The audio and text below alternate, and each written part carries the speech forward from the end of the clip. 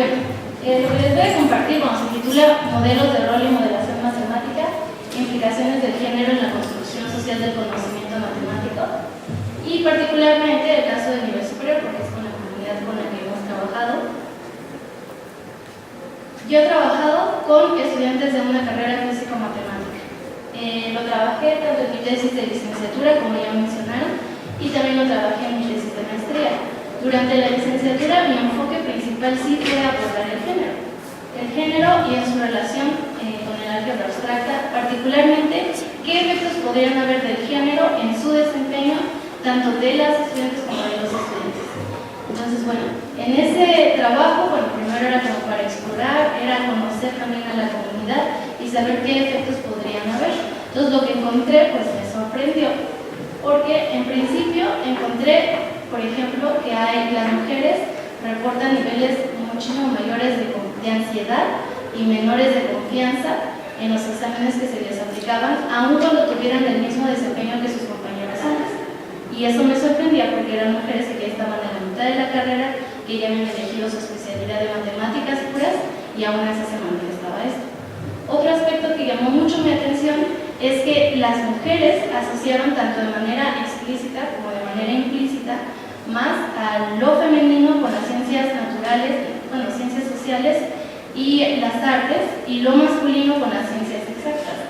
Y esto lo hacían con mayor énfasis que los hombres.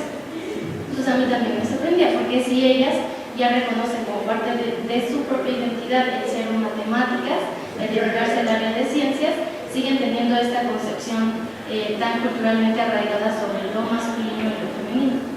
Entonces, en la maestría, pues yo dije, ahora quiero indagar acerca de la introducción a la ecuación diferencial ordinaria. Ese era mi interés particular por el área de matemática educativa, y en particular lo iba a abordar a través de la modelación de un fenómeno físico, el fenómeno de caída libre.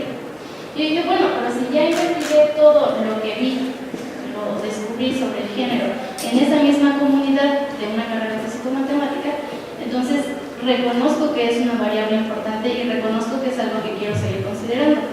Pero como mi objetivo principal no va a ser ese, mi exploración ahora, y lo que quisiera compartir, es cómo se puede integrar de una manera transversal en una investigación.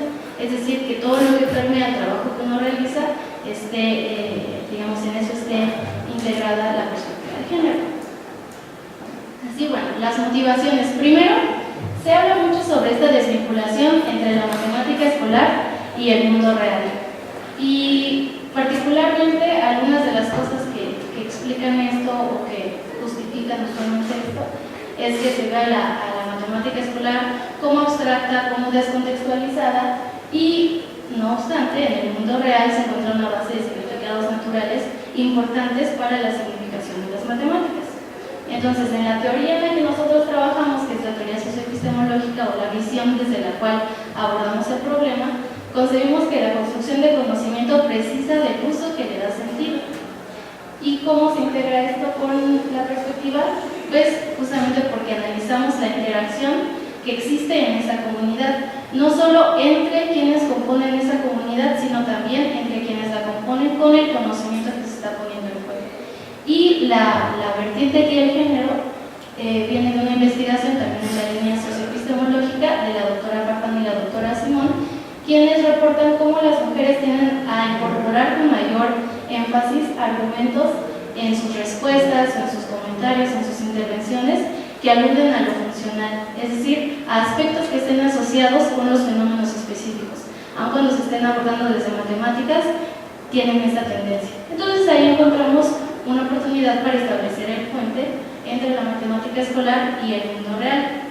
Beneficioso sí para las mujeres, pero también un ambiente propicio que podría ser para los hombres. Y es algo en lo que queremos hacer mucho énfasis, no porque se hable de género, es algo exclusivo de las mujeres, y no porque se haga algo en pro de su aprendizaje, pues no va a redituar también beneficios para los hombres, al contrario, también. En las consideraciones teóricas, en términos muy generales, decidimos enfocarnos en la asignatura de ecuaciones diferenciales, y esto porque se encuentra en la intersección de las matemáticas y la física. Hicimos una revisión de literatura, también un análisis a través de estas dimensiones. Primero la dimensión epistemológica. Reconocimos cómo la caída libre es tanto, decidimos en nuestro diseño integrar este fenómeno. Desde la dimensión cognitiva, el cómo la simulación digital interactiva puede ayudar a identificar invariantes, por ejemplo, qué es lo que cambia, qué es lo que se mantiene constante, y todo eso pues en un ambiente dinámico. Después, en la dimensión didáctica, está la consideración de cómo las soluciones cualitativas permiten integrar diferentes contextos: contexto algebraico, numérico, gráfico.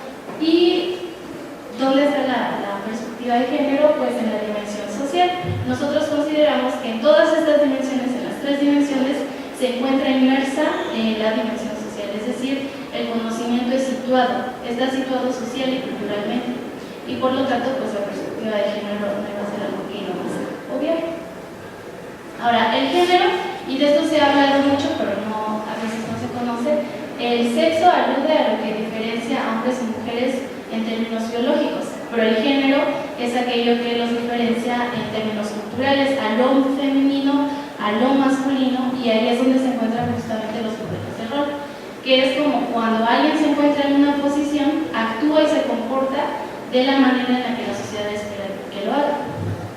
Y en ese sentido, hay modelos de rol sobre lo femenino, modelos de rol sobre lo masculino, y también sobre qué se asume como una persona científica. O sea, qué ideas vienen a la mente cuando uno piensa en una persona que se dedica a la ciencia. Si piensa en un hombre, si piensa en una mujer, piensa en ciertas características, o piensa que es retraído, retraída, o al contrario. Entonces, bueno, por el lado de matemáticas, pues consideramos a la modelación matemática también como una construcción social. Pero en este sentido, pues respecto, por ejemplo, a lo que se modela, la relación entre lo que se modela y el modelo propio. En esto consideramos el aporte de Arrieta y Díaz, que define la modelación a partir de este dipolo modélico, y el cómo, para intervenir en lo que se modela, se aborda el modelo. Bueno, el cómo lo hicimos. Primero, desarrollamos un conjunto de applets para abordar el fenómeno de caída libre.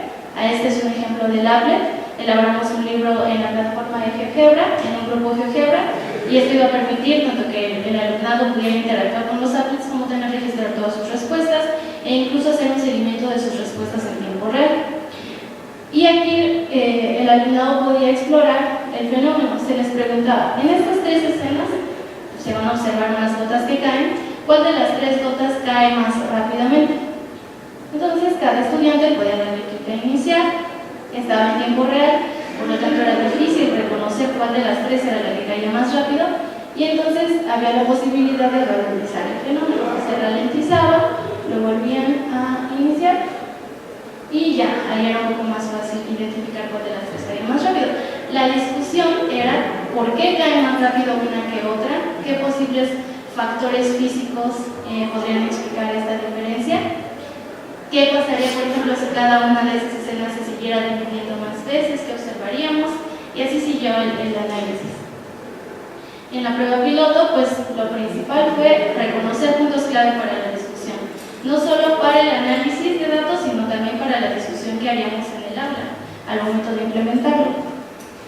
Así, en la resolución individual, pues cada persona lo resolvía en sus computadoras, y en ese caso grabamos las pantallas de cada uno.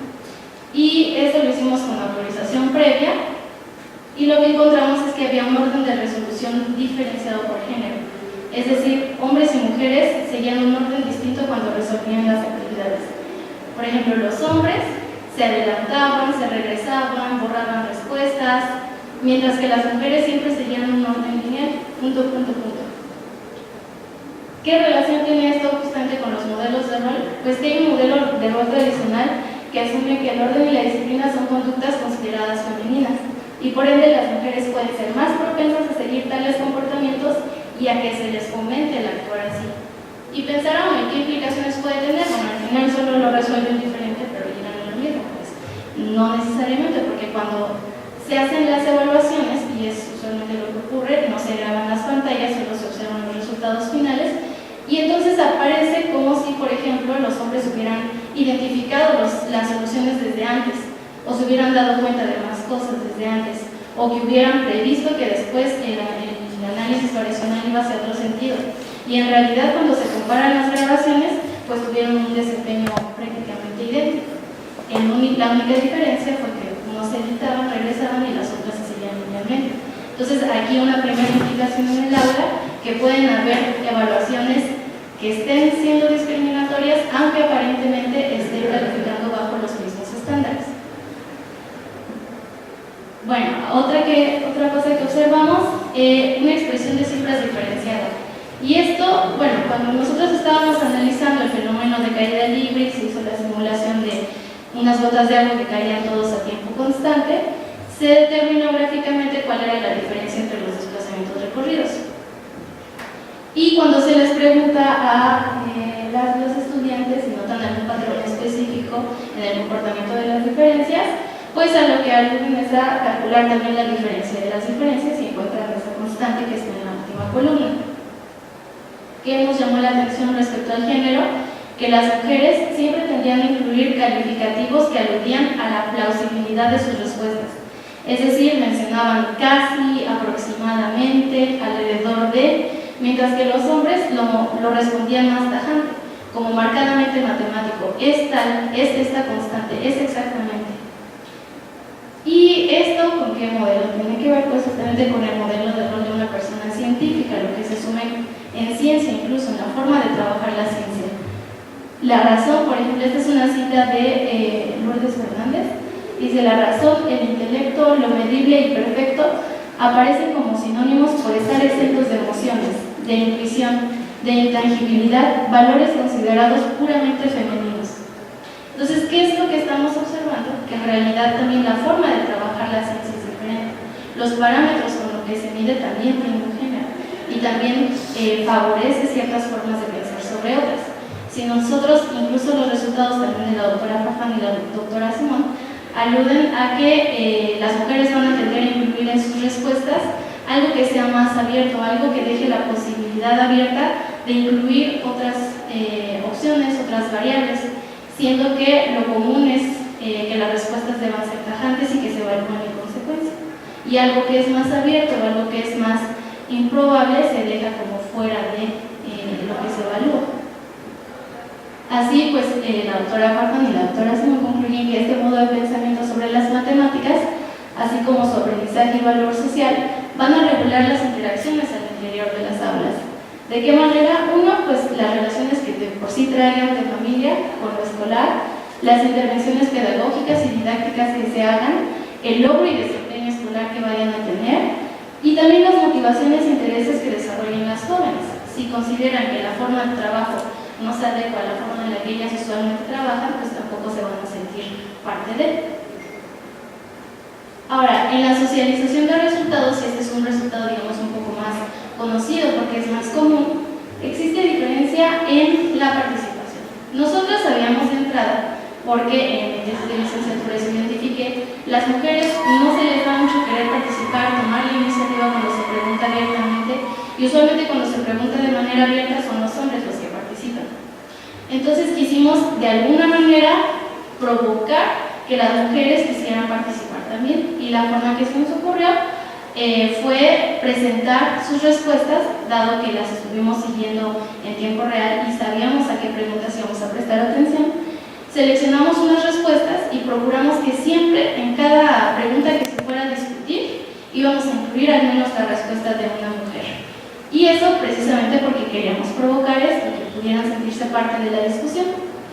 Entonces, esos son seudónimos, pero así pusimos sus nombres también. Lo que observamos, pues sí, había una participación diferenciada. ¿Por qué? Porque aún así los hombres eran los que tendían a tomar la palabra y las mujeres, a pesar de que veían su nombre ahí, trataban de evitar tanto como pudieran la confrontación.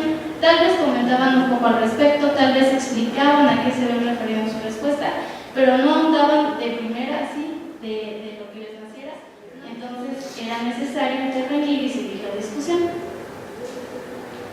Y digamos, desde la teoría, un fenómeno que ocurre y un constructo que sirve para entender esto es la sensación de pertenencia. Por ejemplo, ahí Dasgupta y Staub lo señalan como clave para la participación y permanencia de las mujeres. Y dicen, bueno, esto puede favorecerse, por ejemplo, con la exposición de las mujeres estudiantes a otras mujeres que sean expertas o que sean pares, es decir, sentirse identificadas y reconocer que tienen mujeres participando en el área a la que ellas se dedican. Y por otro lado, Master y Meltzoff señalan que los modelos pueden ser incluso hombres también, pero con quienes puedan identificarse de algún modo. Entonces ahí tenemos algunas iniciativas de cómo se podría integrar. Nosotros lo que observamos es que la manera en la cual las mujeres se fueron integrando cada vez más fue justamente tratando de construir estas concepciones de los modelos de los tradicionales.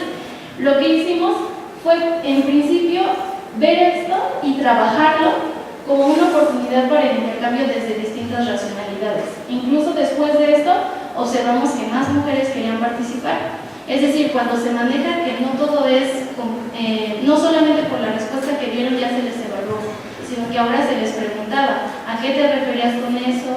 Tal vez quisiste decir otra cosa o no, y entonces hombres y mujeres discutían entre sí a qué se referían. Y lo que observamos es que muchas veces, por ejemplo aquí acerca de los factores físicos asociados a la caída, algunos decían, bueno, Flor dijo a la densidad del aire y la gravedad, Miguel dijo a la viscosidad del aire y velocidad inicial.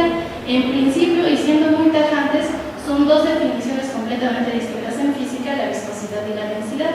Sin embargo, cuando comienzan a discutir, encuentran algunos argumentos que los hacen hallar acuerdos. Resulta que ella se refería a algo más acerca de la viscosidad, acerca de la resistencia del aire, y hablando con Miguel, pues comenzaron a encontrar estas intersecciones entre sus argumentos. Y por ello concluimos que una de las partes más importantes para generar un ambiente propicio y que las mujeres se sientan parte de esta comunidad que construye conocimiento es reconocer que la racionalidad es contextualizada. Es decir, que va a depender de qué es lo que estaba pensando esa persona en ese momento, a qué se refería, y probablemente encontremos muchas intersecciones en eso. Y nuevamente, como en otros casos, reconocer esto y fomentarlo en el aula no solo va a tener beneficios para las mujeres, sino también para los hombres. Bueno, ¿qué implicaciones puede tener? Hay quienes señalan, bueno, las consecuencias de que las mujeres jóvenes interioricen los estereotipos, pues esas ya están bien documentadas.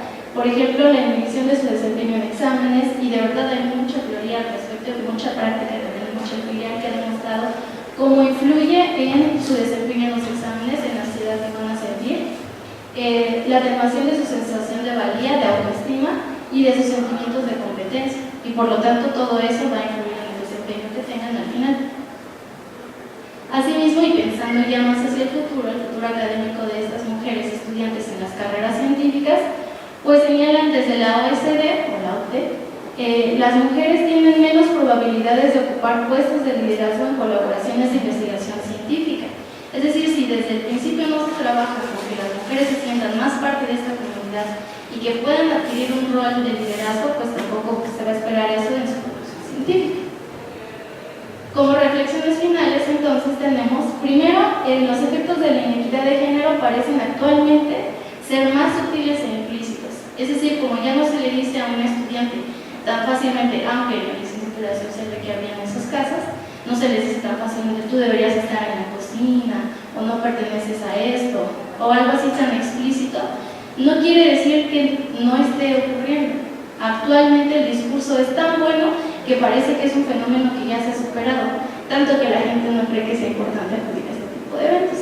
Cuando en realidad se discute como las implicaciones o por qué ocurrió, entonces comienza a identificarse que hay una problemática de género vigente y que va a tener consecuencias no solo para las mujeres, sino también para los hombres.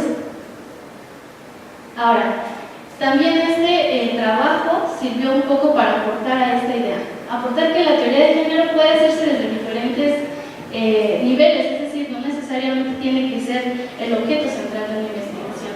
Si alguien realiza una investigación y comienza a considerar la variable de género, o al menos mostrar sus datos desagregados por sexo, va a estar contribuyendo a la teoría de género. Alguien más puede retomar esos datos y puede seguir la discusión. Y bueno, en este sentido que se nos ocurre. Y también que la problemática de género, que es parte parte de lo que ya había comentado, es una responsabilidad social que es compartida tanto por hombres como por mujeres y sus consecuencias son para ambos. Es decir, no se trata de quitar, sino se trata de equiparar y se trata de mostrar que ambos pueden estar en el mismo lugar, desempeñar las mismas cosas, pero que se les debe dar una apertura diferente, que se acorde a cómo viene el resultado. Asimismo, que la participación tampoco debe ser forzada, es decir, sí se debe propiciar, pero tampoco debe ser algo que se fuerce.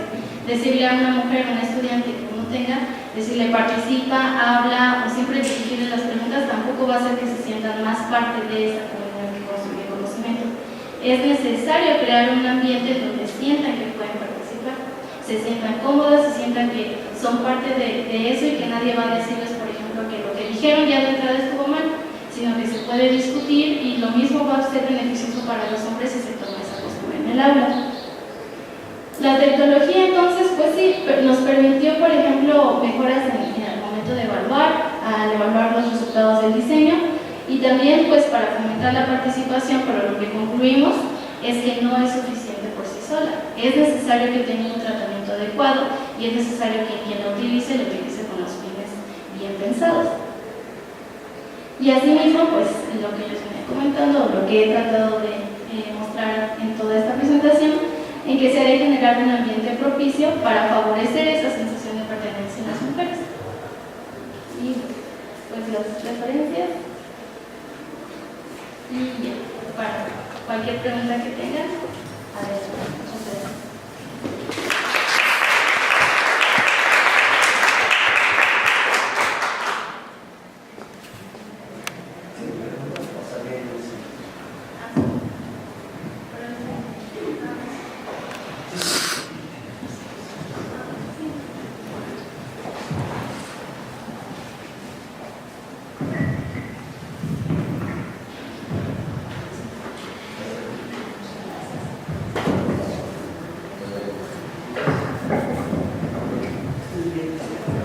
¿Alguna pregunta? ¿Sí?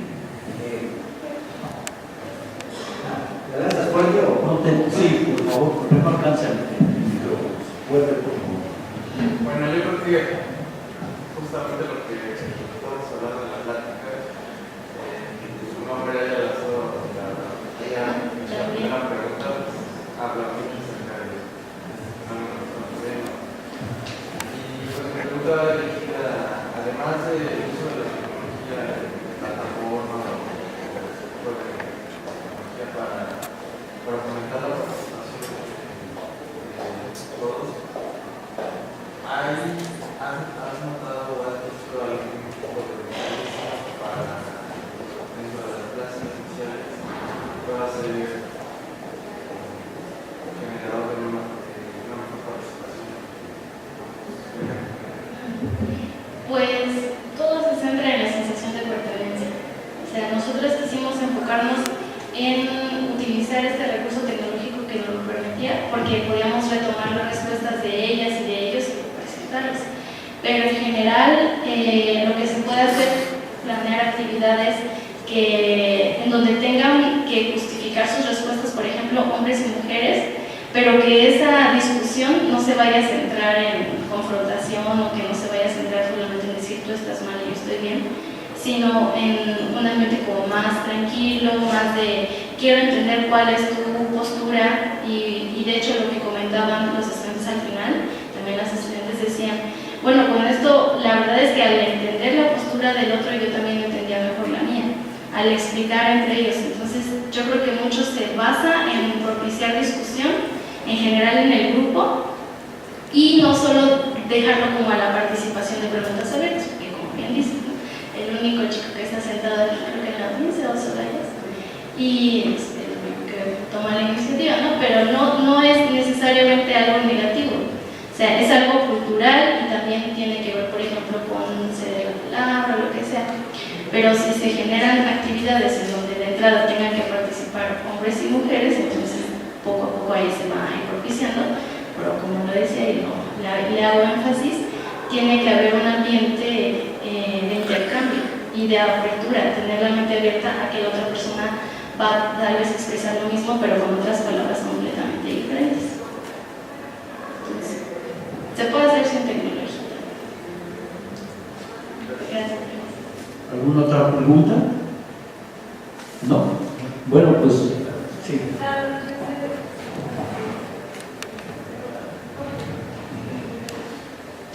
Gracias. Desde el lado como de docente, ¿encontraste alguna bibliografía en la que se pueda apoyar como para hacer integraciones en cuanto a género, que es como lo que estás estudiando? Vi que tenías muchísimas citas muy interesantes. ¿Encontraste alguna que te dijera, por ejemplo, tú desde tu experiencia hablas para este mecanismo de que no solo que tú te proyectas esto, sino que hay más teoría que tú hayas encontrado que como docente podamos consultar para aplicarlo y entender más sobre estas mecánicas de grupos de Sí, sí hay al respecto. Lamentablemente no vienen tanto como con esto que haga ya va a funcionar, porque cada comunidad es diferente.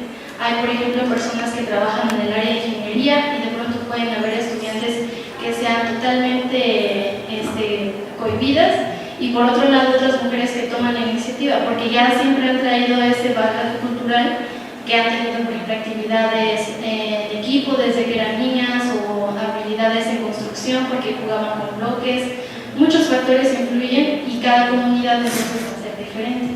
Entonces, en algunas va a convenir hacer aplicaciones como estas, y la literatura, pues a veces y ahorita y actualmente solo hay, por ejemplo, literatura en inglés.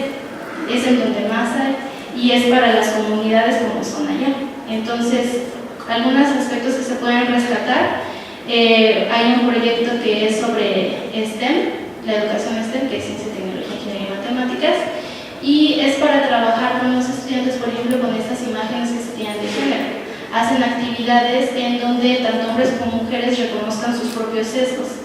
Hacían actividades de, por ejemplo, recorten de esta revista a quién pondrían como un científico, a quién pondrían como una persona que se dedica a la enfermería o así. Y entonces lo que se encuentra pues comúnmente es que vienen con estas imágenes estereotipadas, y la discusión ahí entonces de entrada es reconocer que ya entran con sesgos y no como un problema personal o no un problema solo de hombres, sino un problema que es compartido. Entonces sí hay muchos proyectos al respecto, pero por lo menos yo he visto en español o en estudios de Latinoamérica faltan trabajos para seguir en esa dirección acerca de cómo se puede incorporar directamente en el aula y cómo se puede incorporar desde matemáticas, por ejemplo, para que las mujeres se sientan igual de participantes en la construcción de conocimiento, la relación que tengan con el saber, y bueno, pues de esas, pues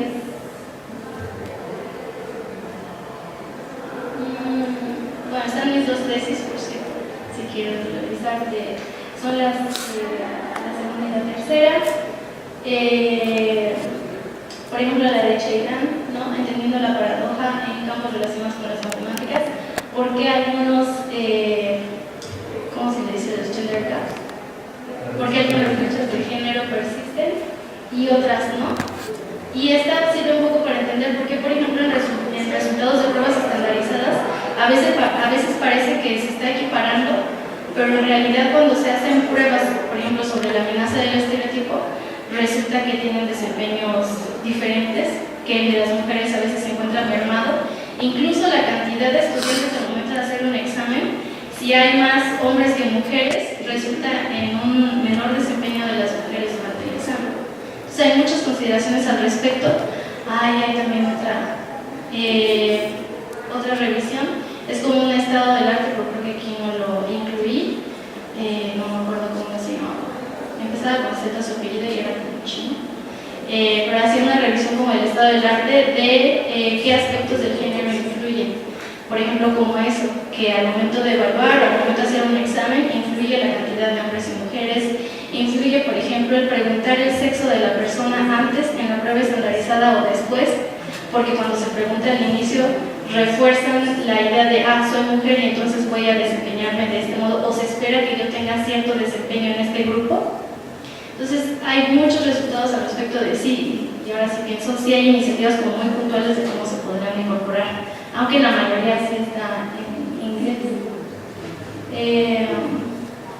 Ese de máster en eso, también porque es como cómo hacer más puentes, y yo creo que eso es lo que se tiene que ver ahora en la investigación, hacer más puentes entre las ciencias que se denominan exactas, las ciencias sociales, la psicología, para poder tratar de entender con mayor amplitud el tema de género, porque hay que hacer estudios etnográficos, por ejemplo, hay que entender de dónde vienen estas mujeres, con qué características de entrada llegan a la institución y con qué se encuentran dentro de la institución, porque comúnmente ese tipo de problemas no se reportan, ni siquiera el acoso, son las cosas, no es cómodo hablarlos y usualmente las mujeres se sienten como amenazadas de que puedan tener represalias contra ellas.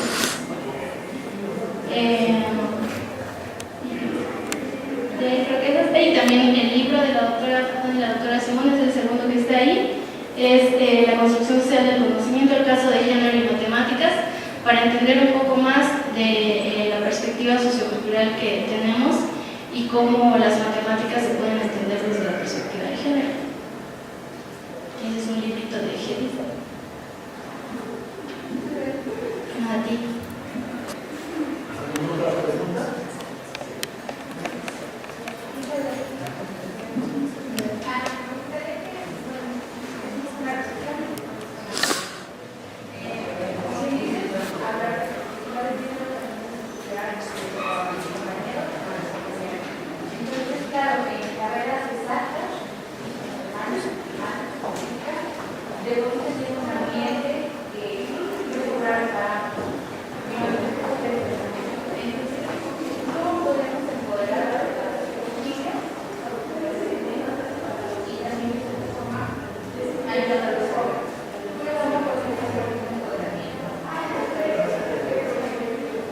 Pues es justamente yo creo que hacia donde debería dirigirse la investigación en temas de género, hacia cómo hombres y mujeres se pueden hacer ambos acreedores de ese conocimiento, pero creo que una forma muy especial en la que ambos podrían verse beneficiados es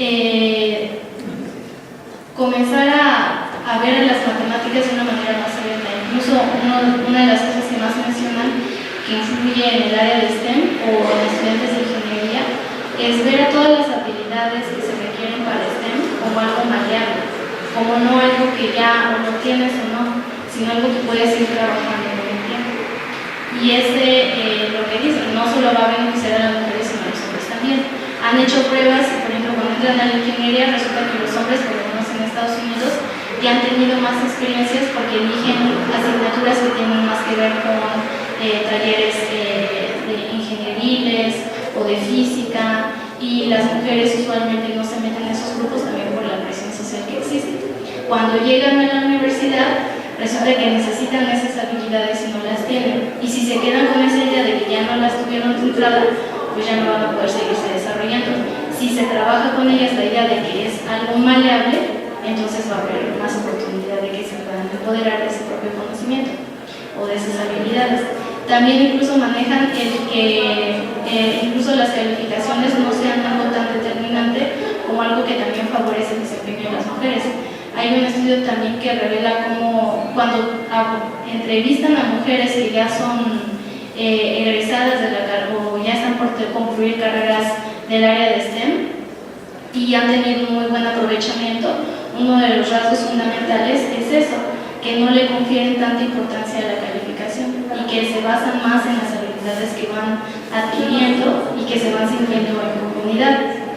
Y también el hecho de que tengan la idea de que una vez que entren al mercado laboral va a haber apertura para ellas, porque también muchas no participan o no entran incluso a estas carreras porque saben que en el trabajo pues les van a hacer de todo, o sea, van a sufrir acosos o van a sufrir también bullying o van a creer que son menos capaces por ser mujeres o que no pueden cargar y por lo tanto no se pueden dedicar a eso, que se van a ensuciar las manos, y en realidad a veces hay muchos ambientes en donde ya se está trabajando porque sean más inclusivos, pero tiene que seguir trabajando incluso desde el nivel medio superior y superior, que en esas carreras cuando se desempeñen laboralmente pues tengan